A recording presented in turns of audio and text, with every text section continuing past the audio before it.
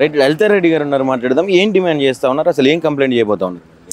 నిన్న మనము ఏబిఎన్ ఆంధ్రజ్యోతిలో న్యూస్ పేపర్లో అండ్ ఛానల్లో ఒక వార్త ప్రచురించారు, వార్త కూడా టెలికాస్ట్ చేశారు. మహిళా ఆఫీసర్స్ ఎవరైతే ఉన్నారో వాళ్ళని మినిస్టర్స్ అంటే వర్క్స్ కోసం అని ఇంటికి పిలుస్తున్నారని, which is like against law. Actually they are not, అట్లా వాళ్ళని పిలవడానికి లేదు. సో అగెయిన్స్ట్ రూల్ అది. సో ఖచ్చితంగా ఈ విషయం మీద ఎంక్వైరీ చేయండి అని చెప్పేసి కంప్లైంట్ ఇవ్వడానికి విమెన్ కమిషన్ వెళ్తున్నాం ఈరోజు. అంటే ఆడవాళ్ళకు ప్రాధాన్యత ఇస్తూ ఉన్నది కాంగ్రెస్ ప్రభుత్వం అని చెప్పి గట్టిగా నమ్ముతా ఉన్నది. యావత్ లోకమంతా మహిళా అభివృద్ధి మీద పనిచేస్తూ ఉన్నది ఈ తెలంగాణ రాష్ట్రంలో కాంగ్రెస్ అని చెప్తా ఉంటారు కదా, మరి దానికి అదే. అందుకని ఇప్పుడు చాలా ఆశ్చర్యకరమైన విషయం ఏంటంటే, ఇలాంటి నిన్న అంటే ఆఫ్టర్ మీటింగ్, ఆ మీటింగ్ని కవర్ చేసుకుంటూనే ఏబిఎన్ ఆంధ్రజ్యోతిలో ఇది కథనం వచ్చింది. సో ఒకవేళ ఆ కథనం ప్రకారమే నిజమా, లేదు అసలు అలా జరుగుతుందా జరగట్లేదా, ఎంక్వైరీ అయితే కంపల్సరీ. బికాజ్ ఇంతకుముందు కూడా చూసాం మనము, ఏమంటారు, మిస్ వరల్డ్ కూడా అలిగేషన్స్, మిస్ వరల్డ్ కాంపిటీషన్కి వచ్చిన ఆమె కూడా అలిగేషన్స్ పెట్టి వెళ్ళారు. పెట్టినప్పుడు మరి అప్పుడు కూడా ఎలాంటి ప్రాపర్ ఎంక్వైరీ జరగలేదు. అప్పుడు కూడా మేము కంప్లైంట్స్ ఇవ్వడం జరిగింది, ఆ టైంలో జరగలేదు. మరి ఇట్లాంటి రాంగ్ డూయర్స్ ఇది టేక్ ఇట్ ఫర్ గ్రాంటెడ్గా తీసుకోవడం అనేది కరెక్ట్ కాదు.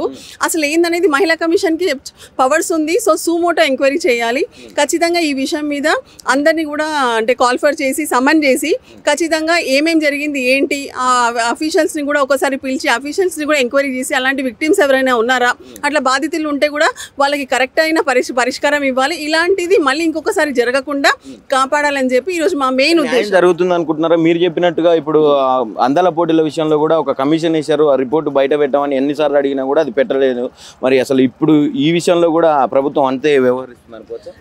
ఇప్పటివరకు అయితే అదే జరిగింది. ఇప్పటి వరకు సీరియస్గా తీసుకోలేదు. But it is now high time. Because ఇప్పుడు నిన్నటి మీటింగ్, క్యాబినెట్ మీటింగ్ తర్వాత ఏదైతే వార్త వచ్చిందో, ఒకవేళ ఆ వార్తని నిజమైతే ఇది చాలా తప్పుడు సంకేతాలకు వెళ్తుంది. సో ఖచ్చితంగా దీని మీద ఎంక్వైరీ జరగాలి, న్యాయం అనేది జరగాలి. లేకపోతే అనవసరంగా కూడా మహిళా ఆఫీసర్స్ ఎవరైతే ఉన్నారో వాళ్ళు నిజంగా బాధితులు అవుతున్నారా, మరి వాళ్ళకి ఏదైనా కష్టాలు ఉన్నాయా, ఇట్లాంటి విషయాన్ని మహిళా కమిషన్ పట్టించుకోకపోతే ఎవరు పట్టించుకుంటారు? ఖచ్చితంగా మహిళా కమిషన్ పట్టించుకోవాలి, ఇంటర్వ్యూన్ అవ్వాలి, ఎగ్జాక్ట్లీ ఏం జరుగుతుంది అనేది ఎంక్వైరీ చేయాలి.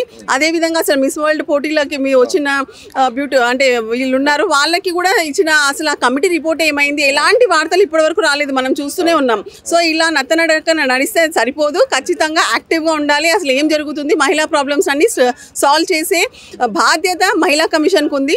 సో మాది ఈరోజు చెప్పడం ఏంటంటే, ఖచ్చితంగా ఈ కంప్లైంట్ ఒకటి రెడీ చేశాము, అన్ని విషయాలని ఇందులో చాలా క్లియర్గా మెన్షన్ చేశాము.